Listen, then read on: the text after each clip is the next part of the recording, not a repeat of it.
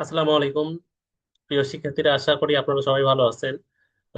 Numerical analysis এর final exam syllabus ডিসকাশনের চতুর্থ ভিডিওতে আপনাদেরকে স্বাগত। তো আজকে আমরা দেখব লেকচার 25 and 26 থেকে।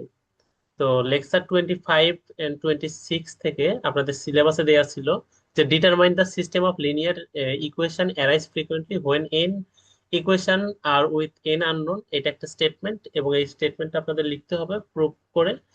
এন্ড আরেকটা ম্যাথমেটিক্যাল প্রবলেম ছিল যে solution of linear equation using the matrix inversion method and the Gauss Jacobi's method. তো এখান থেকে দুইটা প্রবলেম দেওয়া ছিল, 11.1 এন্ড 11.3। তো দুইটা প্রবলেম দুই রকমের। এই প্রবলেম থেকে 12 মার্কস এবং আমাদের ওই যে স্টেটমেন্ট দেওয়া ছিল সেখান থেকে 2 মার্কস। আচ্ছা, তাহলে আমাদের এবার আমরা স্লাইডটাতে যাই।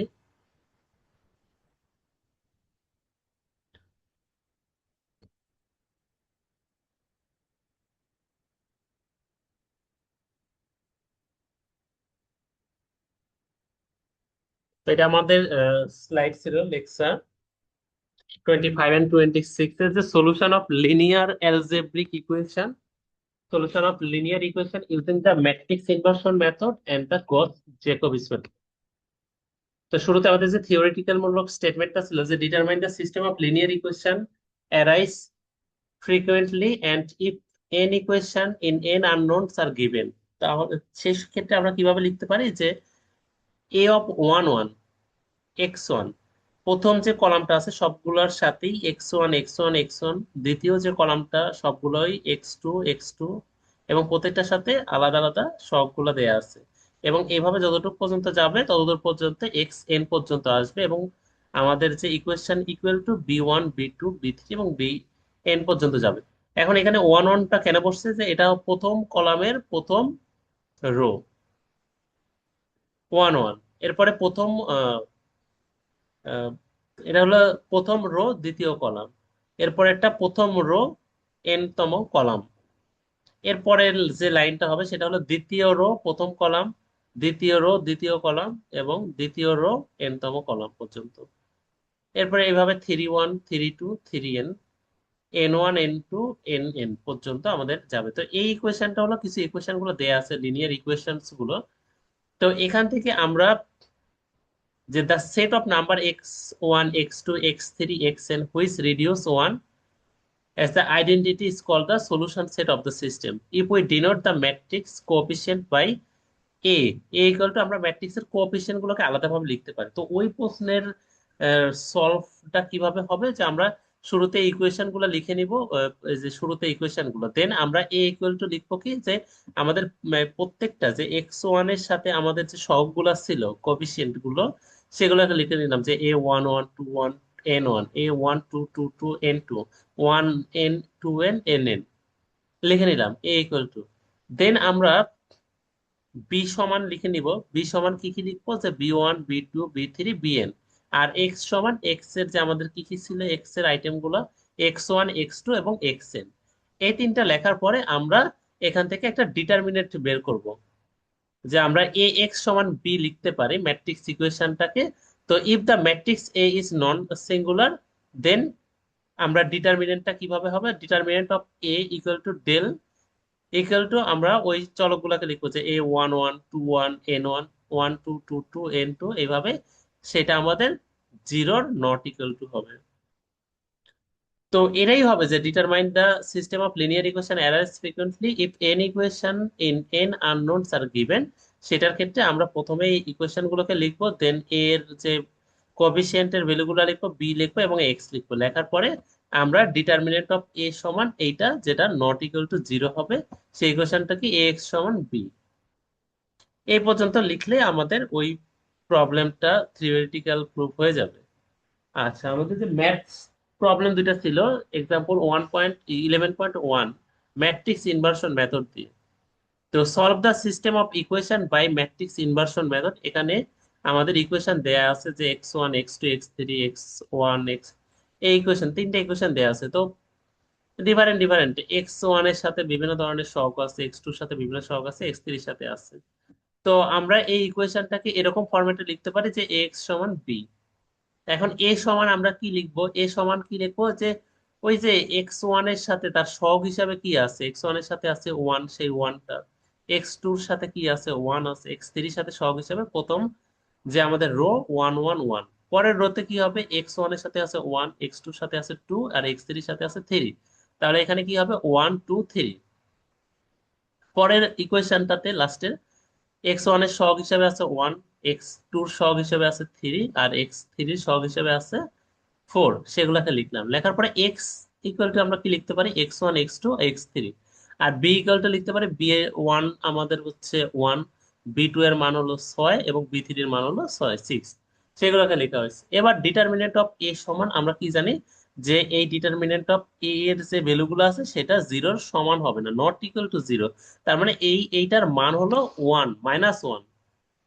তো determinant of A equal two minus one, যেটা জিরো নট ইকুয়াল টু সমান। তার মানে আমাদের ইকুয়েশনটা ঠিক আছে। এখন এই যে ডিটারমিনেন্টের মান, এটা আমরা কিভাবে বের করব? এইটা বের করার জন্য আপনাদের ম্যাট্রিক্স শিখতে হবে, ম্যাট্রিক্সের কিভাবে ডিটারমিনেন্ট অফ এ বের করতে হয় এটা আপনারা শিখে নিন বা দেখে নিন। ম্যাট্রিক্সের ক্ষেত্রে ডিটারমিনেন্টের মানটা কিভাবে আসে, যে প্রথমে আপনার এই কাজটা আমরা যখন ইকুয়েশন আর কি, ক্যালকুলেশন, এটা ক্যালকুলেটারে দিলেও ডিরেক্ট বের করা যাবে। আর ক্যালকুলেটারে না দিয়ে যদি হাতে করতে চান, তাহলে এখানে শুরুতে আপনাদের চেক করতে হবে। শুরুতে চেক করতে হবে কি, এই যে প্রথম যে ওয়ান আছে, প্রথম ওয়ান ওয়ান তম পজিশনে ওয়ান আছে। তো ওয়ান পজিশনের ওয়ানকে নিয়ে যখন আমরা কাজ করব, তখন এই ওয়ানটাকে ঠিক রেখে এই বরাবর যে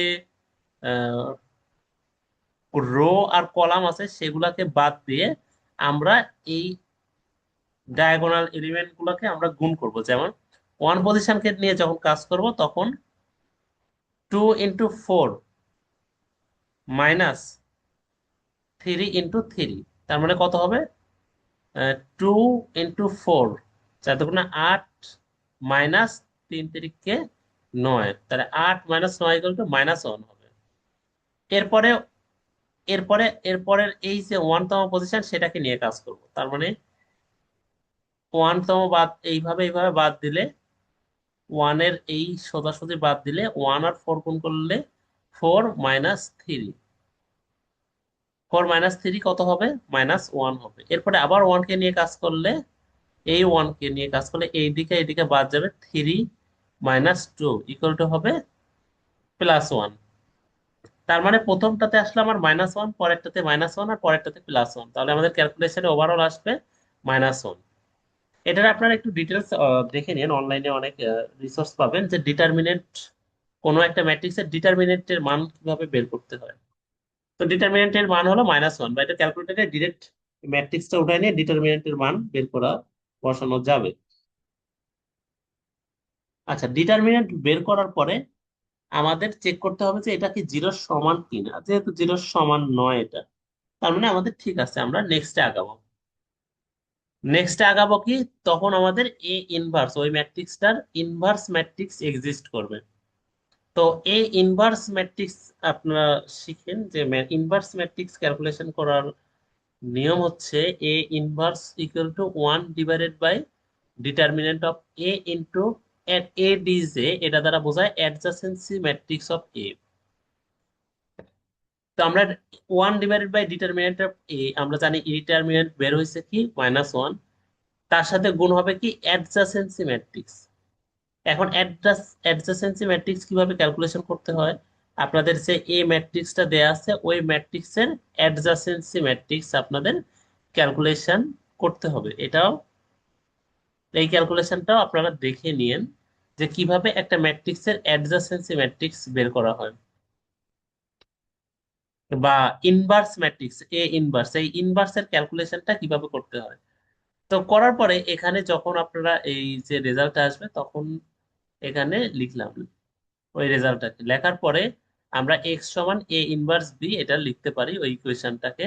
তো এক্স এর আমরা জানি X one, X two, X three. A inverse এর মানও আমরা লিখতে পারি, আর বি এর মানও কি আছে আমরা জানি, ওয়ান সিক্স সিক্স। তো এখান থেকে আমরা যদি এই দুইটার ম্যাট্রিক্সের ম্যাট্রিক্স গুণন করি, এগুলো সবই ক্যালকুলেটরে করা যায় ম্যাট্রিক্সের গুণগুলো। বা ম্যানুয়ালিও করা যায়, ম্যানুয়ালি করা একটু সময় সাপেক্ষ ব্যাপার। তো এই ম্যাট্রিক্সের গুণ করলে আমাদের রেজাল্ট আসবে 1 - 5 5। তো এই 1 - 5 5 সেটাই হবে আমাদের x1 x2 এবং x3 এর মান। তো এই ম্যাট্রিক্স ইনভার্সন মেথডের মাধ্যমেই আমাদের কোন একটা ইকুয়েশনকে সলভ করতে বলা হয়েছিল। তো সেই সলভটাই এভাবে করা যায়। এখানে সবগুলো ক্যালকুলেশন একদম ডিটেলসই করা নাই।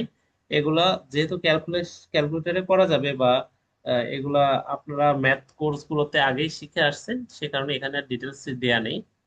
তারপর আপনারা চাইলে অনলাইনে অনেক রিসোর্স পাবেন যে কিভাবে ইনভার্স বের করতে হয়, কিভাবে অ্যাডজাসেন্সিটা বের করতে হয়, বা কিভাবে একটা ডিটারমিনেন্টের মান বের করতে হয়, এগুলো ডিটেলস আপনি দেখতে পারবেন। আচ্ছা, এরপরে আমরা আসি iteration method. Iteration method, the matrix inversion method and the Gauss elimination method are called the direct method. So in other that the iteration method may succeed, each iteration of the system must contain one large coefficient and the large coefficient must be attached to the different unknown in the equation. Successful use of the iteration process require that the modulo of the diagonal coefficient of the given system be large in comparison with the modulo of the non-diagonal coefficient. আমরা একটা problem দেখি যে জ্যাকোবিস method. তো গজ জ্যাকোবিস মেথডটাকে আমরা এইভাবে লিখতে পারি যে consider the system of equation গুলা এরকম আমাদের, যে a11 x1 a12 x2 a13 x3 equal to be, মানে আমাদের সেম ইকুয়েশন গুলো। Assume that the diagonal coefficient আর ডায়াগোনাল এলিমেন্ট গুলো আমার কি আছে, এই যে মাঝে দিয়ে কর্নার ওয়াইজ ডায়াগোনাল এলিমেন্ট। তো প্রথমটার আছে 1 1 a11, পরের ডায়াগোনাল এলিমেন্ট হলো a12, আর এর পরে ডায়াগোনাল এলিমেন্ট 3 3। এইগুলাই ডায়াগোনাল এলিমেন্ট। এই যে কর্নারি যে ডায়াগোনাল এলিমেন্ট কর্নার অনুযায়ী আছে a11, এই কর্নার অনুযায়ী a12 2 2, এবং এই কর্নার অনুযায়ী 3 3। তো এটাকে আমরা ইকুয়েশন গুলোকে লেখা যায় যে x1 সমান 1/a11, b1 minus a12 x2 minus a13 x3। এটা কিভাবে আসে? এই যে বি ওয়ান এই ইকুয়েশনটাকে সাজালে এইভাবে লেখা যায়। আমাদের ডান পাশে কি আছে? B one. তাহলে a12 x2 আর a13 x3, এই দুইটাকে আমরা যদি ডান সাইডে সরাই নিই তাহলে দুইটাই মাইনাস মাইনাস হয়ে যাবে। সেই মাইনাস মাইনাস দেওয়া হলো। আর এদিকে x1 এর সাথে a11 আছে। তো x1 এর সাথে গুণ অবস্থায় আছে, ওই সাইডে যদি নেওয়া হয় তাহলে ভাগ অবস্থা হয়ে যাবে। সিমিলার প্রসিডিওরেও a22 জন্য আমরা ইকুয়েশনটা লিখে নিব, এবং a33 জন্য ইকুয়েশনটা লিখে নেওয়া হয়েছে। যখন a33 জন্য কাজ করা হয়েছে তখন b3 মাইনাস এই যে a31 minus a31 x1 minus a32 x2, এই দুটাকে এই সাইডে সরায় নিয়ে এবং a33টাকে ওই সাইডে ভাগ করে দেওয়া হয়েছে, দিলে এই ইকুয়েশন গুলো দাঁড়ায় x1 x2 x3 জন্য। তো x1 x2 x3 যে শুরুরতম ভ্যালুগুলা 0 0 অবস্থানে denote the initial estimate of the value, যখন আমাদের x1 x2 x3 unknown, substituting this value to the right side 5 iterative values as follows.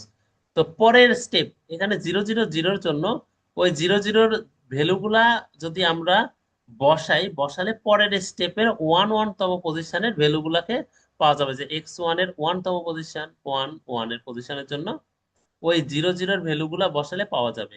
এর পরের 2তম পজিশনের ভ্যালুগুলা পেতে গেলে 1 1 এর ভ্যালুগুলা এই সাইডে বসাতে হবে। এই কারণে এই যে ইটারেটিভ ওয়েতে আগাবে, এই ইটারেটিভ ওয়েতে আগানোর কারণেই সেটাকে আমরা কতগুলা ইটারেশন যাবে, যে nth ইটারেটিভ, তার মানে x1 n+1 হলে এই সাইডে হবে n। This process is continued till the convergence is secured. তো কনভার্জেন্স না পাওয়া পর্যন্ত এই প্রসেসটা চলতেই থাকবে। এই কারণে এটাকে জ্যাকোবিস মেথড বলা হয় বা ইটারেটিভ মেথড। তো আমাদের একটা প্রবলেম দেয়া আছে, সেটাকে গজ জ্যাকোবিস মেথড দিয়ে সলভ করতে হবে। সলভ বাই গজ জ্যাকোবিস মেথড, যে 5x plus 2y plus z equal to 12, x plus 4y plus 2z equal to 15, x plus 2y plus 5z equal to 20. তো the above equation is diagonal dominant. তো আমরা এটাকে লিখতে পারি যে ওই যে ওখান থেকে x1 এর জন্য x1 তো নাই, এখানে এক্স ওয়াই জেড দিয়ে রিপ্রেজেন্ট করা আছে, তো সেই হিসাবে লেখা হয়েছে প্রথম ইকুয়েশনের জন্য। এক্স সমান আমরা কি লিখতে পারি, 12 মাইনাস এই 2y মাইনাস জেড, এটাকে আমরা ওই সাইডে সরাই দিতে পারি। তো এখানে 12 মাইনাস 2y, এখানে -3 লেখা হয়েছে, আসলে এটা 3 না, এখানে জেড হবে। আর এখানে যেহেতু এক্স এর সাথে 5 গুণ আকারে আছে, সে এই 5টাকে ওই সাইডে নিয়ে গেলে ভাগ হয়ে যাবে। পরের এলিমেন্টটার জন্য কি হবে, আমাদের ওয়াই এর জন্য বের করবো, আর পরেরটা জেড এর জন্য। তো ওয়াই এর জন্য বের করলে 15 মাইনাস এক্স মাইনাস 2z, আর এখানে 4টা ওদিকে ভাগ হয়ে যাবে। আবার 5 জেড এর জন্য কি হবে, 20 মাইনাস এক্স মাইনাস 2y, আর এখানে 5টা ডিভাইডেড হয়ে যাবে। তাহলে এইভাবে এক্স ওয়াই জেড এর ইকুয়েশনটা লিখলাম। এরপরে we start of iteration by putting x equal to 0, y equal to 0 এবং z equal to 0। আমাদের x y z এর ভ্যালুটা শুরুতে ইনিশিয়ালি কিছু ভ্যালু ধরে নিতে হবে। তো এখানে 0 0 0 ধরে নেওয়া হয়েছে। তো ইনিশিয়াল ইটারেশন উল্লেখ করে দেয়া থাকলে সেটা ধরে নিতে, ধরে নিয়ে শুরু করা যাবে। আবার না দেয়া থাকলে আপনারা ধরে নেবেন যে কোনো কিছু। তবে যেহেতু আমরা শুরু থেকেই শুরু করতেছি, এই ক্ষেত্রে জিরোটা ধরে নিলে ভালো হয়, সুবিধা হয়, কাজের সুবিধার জন্য। তো সবগুলা জিরো ধরে নেওয়া হয়েছে। তো ফার্স্ট ইটারেশনে জিরো বসানোর পরে x1 x y1 এবং z1 এর মানটা আমরা পাবো, কিছু একটা মান। এই x1 y1 এবং z1 এর মানটা আমরা যদি পরের স্টেপে বসাই, তখন আমরা x2 y2 এবং z2 পাবো। সিমিলার জিনিস কোথায়, এই যে 12 মাইনাস, আমাদের ইকুয়েশনটা ছিল কি 12 - 2y - 3। তো প্রথম অবস্থায় এই y এর মান এখানে 0, x এর মান 0, x এর মান 0। পরের অবস্থায় এক্স ওয়াই জেড এর মান আমরা একটা, এই 0 0 বসানোর পরে একটা মান পাবো। সেই মানটা আমরা পরের ধাপে বের করবো, যখন x2 x3 এবং x2 y2 এবং z2 আমরা বের করবো, তখন আগের স্টেপে x1 x2 y1 এবং z1 এর যে মানগুলো পাইছিলাম, 12 - 2 ইন্টু একটা কিছু দেয়া আছে মাইনাস এত, 12 15 মাইনাস এত, এটা বসালে আমরা x2 y2 এবং z2 এর মান পাবো।